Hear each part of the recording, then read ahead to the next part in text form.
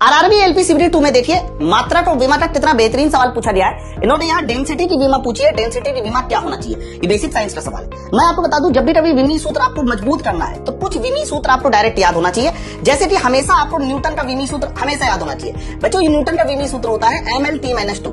इसी तरीके से न्यूटन मीटर, जिसको आप लोग क्या कहते हो, इसको आप लोग जूल भी कहते हो, इसका विमी सूत्र भी आपको हमेशा याद होना चाहिए ML/T-2। बहुत ज्यादा इंपॉर्टेंट है।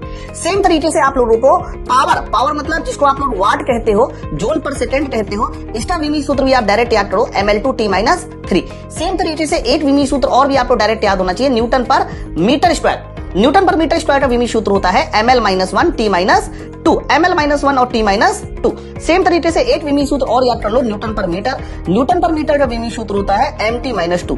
जब मैंने डायमेंशन और फॉर्मूला बताए थे तो मैंने कहा था कि ये आपके ऐसे डायमेंशनल फॉर्मूला है जो आपको डायरेक्ट याद होना चाहिए, क्योंकि इनसे और भी बहुत सारी चीजें बनती है। जैसे कि आपके क्वेश्चन में मान लीजिए इलेक्ट्रिक फील्ड का विमी सूत्र पूछ लिया गया, या फिर रेजिस्टेंस का पूछ लिया गया, या फिर विभवांतर का पूछ लिया गया, उस समय यही आपके काम में आने वाले हैं। अब देखो, सवाल तो आसान था, सिर्फ डेंसिटी पूछ रहा है, तो डेंसिटी का जो मात्रक होता है वो किलोग्राम पर मीटर क्यूब होता है।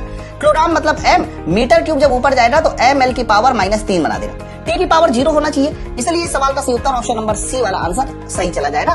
कैसा लगा कॉन्सेप्ट, नीचे मुझे कमेंट करके जरूर बताएं। आरआरबी एलपी में फाइनल सिलेक्शन पाने के लिए आप माई पाठशाला एप्लीकेशन डाउनलोड करके मेरा कंप्लीट बैच ज्वाइन कर सकते हैं। बैच की खास बात यह है कि इसमें हर चैप्टर की डिटेल थ्योरी क्लास, साथ क्वेश्चन PDF मिलेगी। इसके अलावा 2019 और 2024 के प्रीवियस ईयर क्वेश्चन का सोल्यूशन भी मिलेगा।